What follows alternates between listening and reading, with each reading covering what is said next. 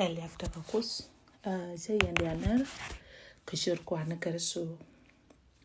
do kon kus lata loaj kudan kam kon tik kudan kam kon poal poan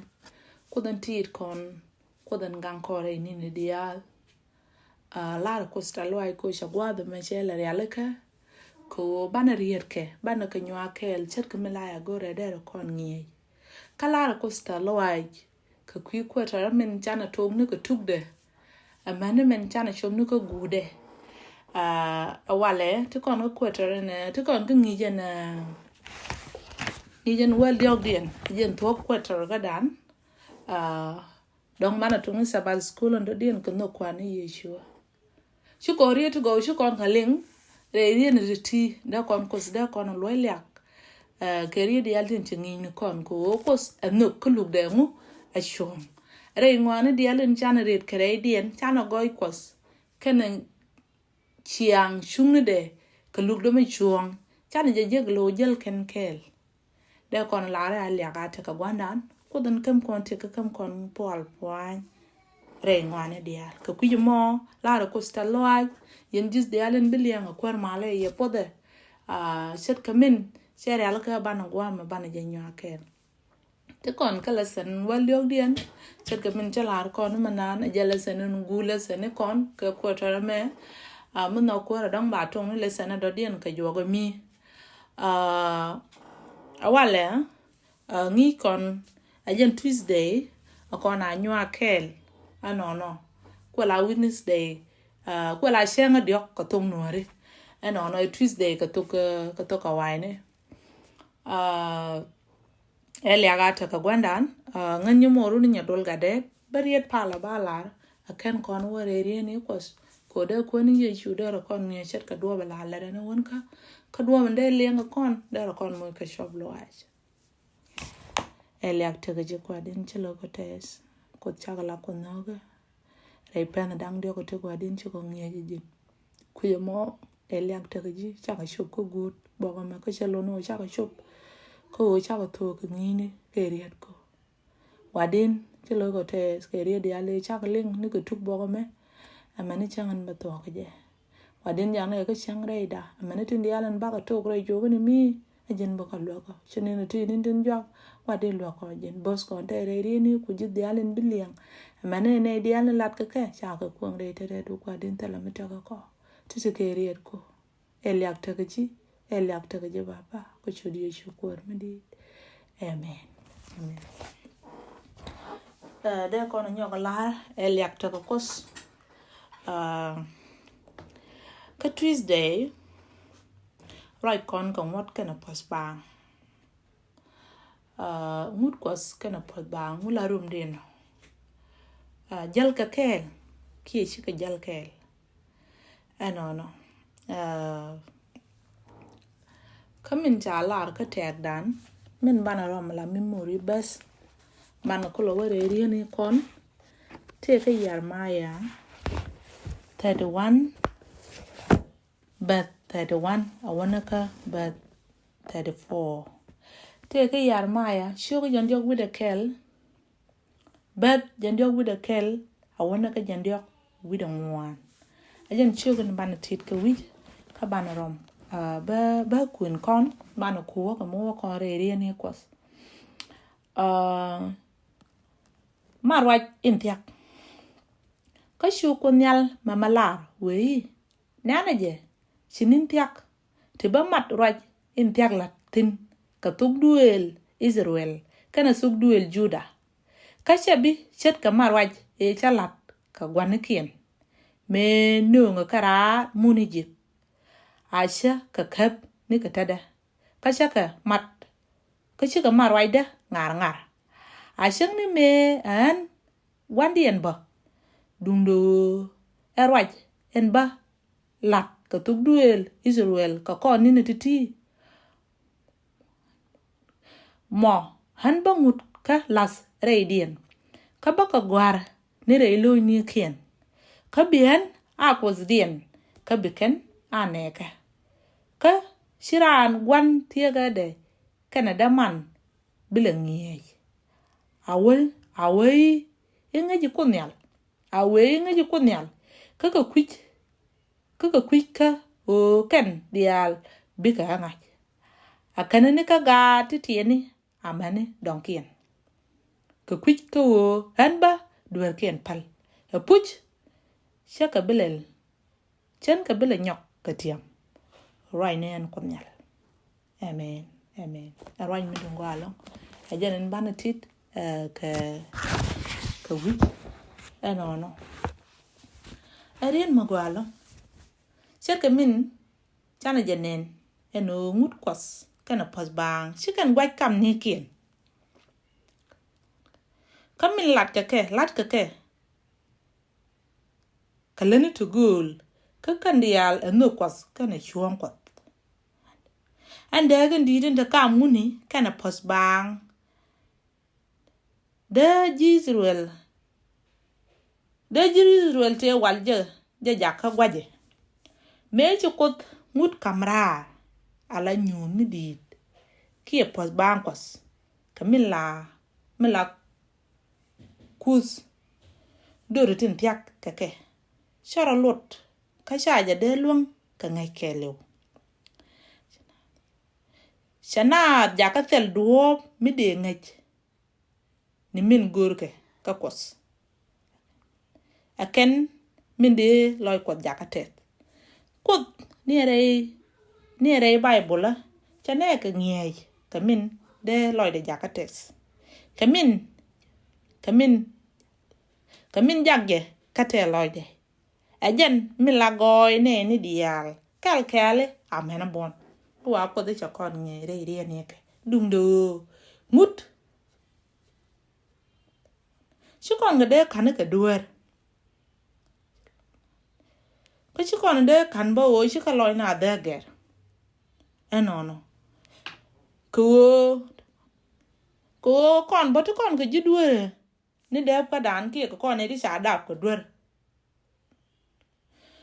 e wa gor ko de ko loy dan ger ka kwiya ko kwas enono am pas ban ko da kana ngut ko chu te ka kadek ala ko akon magwan gwera me te ga Israel me chaka kamut ago be ka jal ke gwer ko da agwan gwera me te kinako ala ngut kana siang ko akana kelto tala kadek mitu kore kresu a changi shure da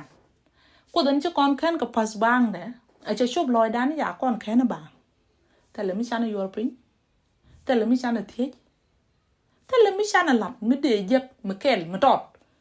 mi de kulu warem ne je ci ko da chara ba kon kan ka nok de dunu mi ci shob loy dan o ko kon e di cha ken a ko ni yesu a chubiye chure dan bumut ko be ka jal kel ka kon tala ram le cho ka tala ram de ngot kap ka shiande ko wo muda wo mi ci do tol ci do lat duno mi jel kon ka kreso la chiang ko aken mut ko kana dwar may lat ka shiande aken muduti luek dang wel tin cha gor akot point de wi pam me gor me kam ka gadi Israel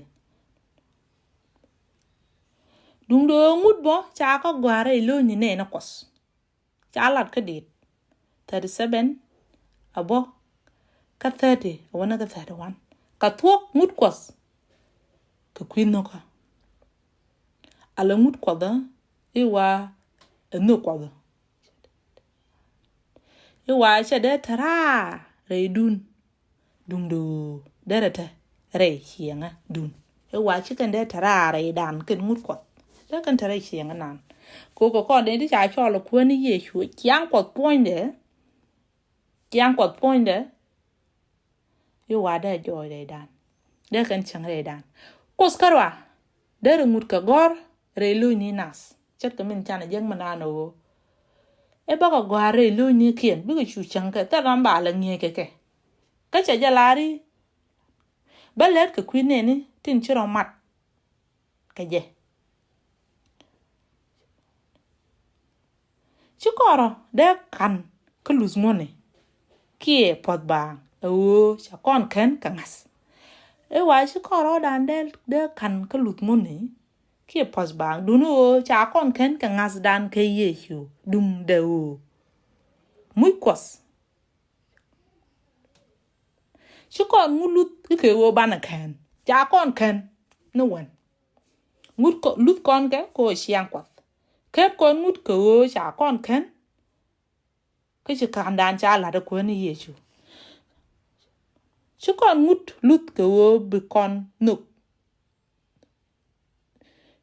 ngut ko chi kon ko lut ko ba kon nok kot dundu nak kon no wan ka ku je mo gor kono bana kot nok kana nei ko kien an ja gor ko jon cho ko wal wan bas wal dish ko da siande anuk enono me kwen kon ko jon cho ko diok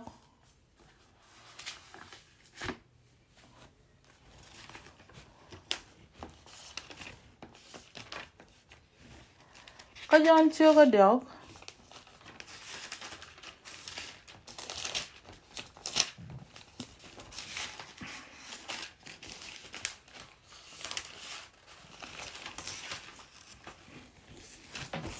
okay malita ta gora de I don't know John Chiogo Diok best kel I wanna go 21 I don't know Yeshu kana Nicodemus Meda anti garanji Pharisees michwali Nicodemus mila kwar jujut shwe ben ka yeshu ka war shwe wei ngi ngai ko ja eno e jin ngi me be ne ka kos ko tala ramade let guy ka na the tilat enimi to kos kel ka je chuye loji a puj ala re ji misharan binyo ko diet cha de shop chon kwara kwas chu no ko zimet je jogi de raro nyok ko diet di ka shakon dit de raro nyok ko loji man adele nyok adap chuye loji puj ala re ji mi karan dies ka piu kana ye cha de wo chon kwara kwas ramin cha diet kring ajering karamin cha diet ke ye ajen ye shua gai ko shwai baye din nyok ke diet yom la pude kwich in gore kala lenga wode ka kwe ka gwazin be boka je ke kwich ka kwe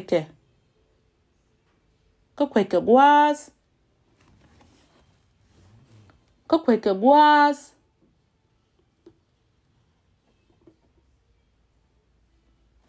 yom la pude ka kwe ka gwaz en woka je te sinino kana ideal tin dies ka yi sin no ga dima jaloji de ngwak to a thuogdi chuje loji chuje loje ajin ngi chi Israel ka ngode ku ji luot katiti puj ala ji lat ko nim ngai ko kalar ko nim cha ko nen ka ken yen de nok me yen lar nyin puan ka shi yen ngat de yen nyin pen de yen nyin ting nyal kula ngaje di a chang la de kaye tala rami shi won nyal ani yen min be pinyal ala garan chet kamin shi mu de tol kam nyal de doar inobo be garan kam nyal ku ramin wo jangat betik metel pek amen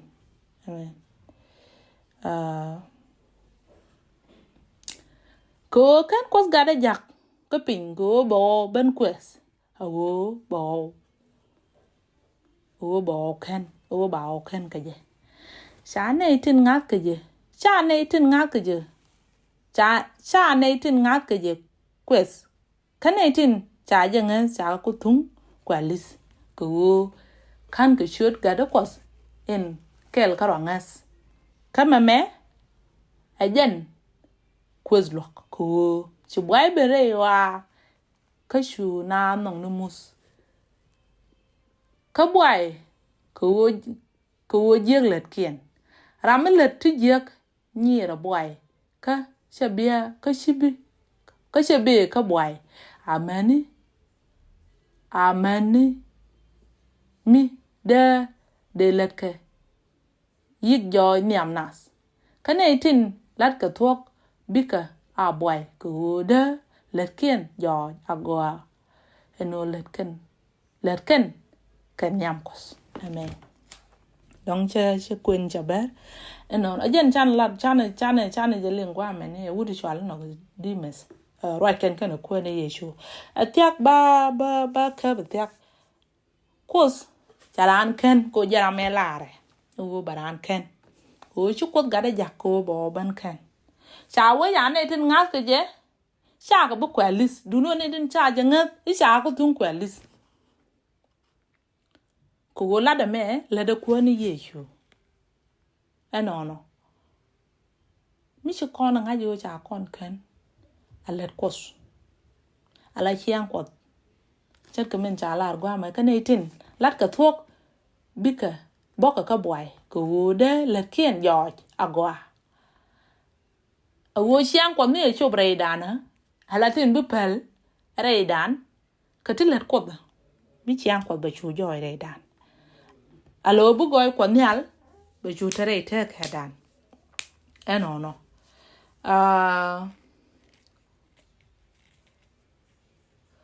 gur kono bana kud nok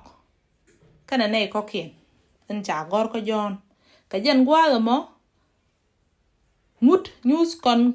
ken kon duaran cha gor ba ko jemi choga kel 22 awona go 20 pai amani jurum cha go tin bo news ken kon o goran muguran luak news the con both the con o da con both re dum no to go ko kwich teka kan yin kon e wada kon chan kan no kwas mi chin no kwat cha jo re dan do kon tu chan kan no ka so chi ma chi anda cha na me kwen ka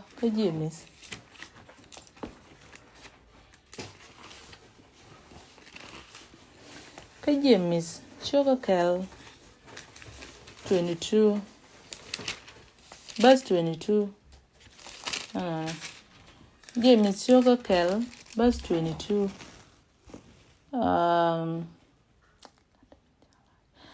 lada min cha larie mo yeling ni ye karo kang ye na ro ko mi la ra na ling ni roi de karo che jelet che de karami winyam de re na ko wije rode kani ngwadin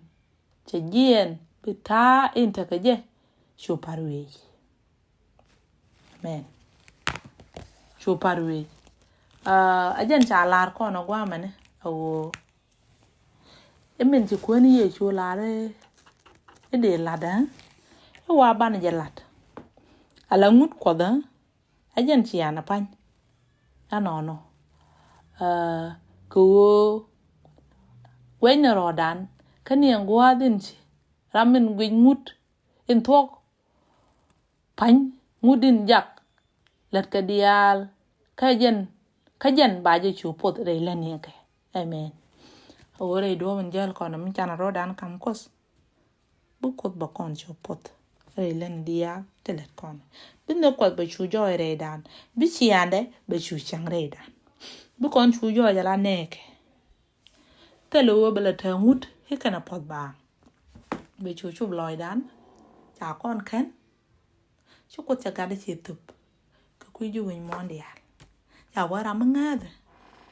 cha je ba mai kwalis du no ne dia cha je nga e wa cha ku tun kwalis ka ku je mo a chi angune kana pot bang a chu bloy da no tala ka de ka ti jel kel cha kon kan atala mi chana lat no bang du no chi ane ko anuk atas lo amal angat mrong lebida siang wuda pan ka ti dia la to ka siang ko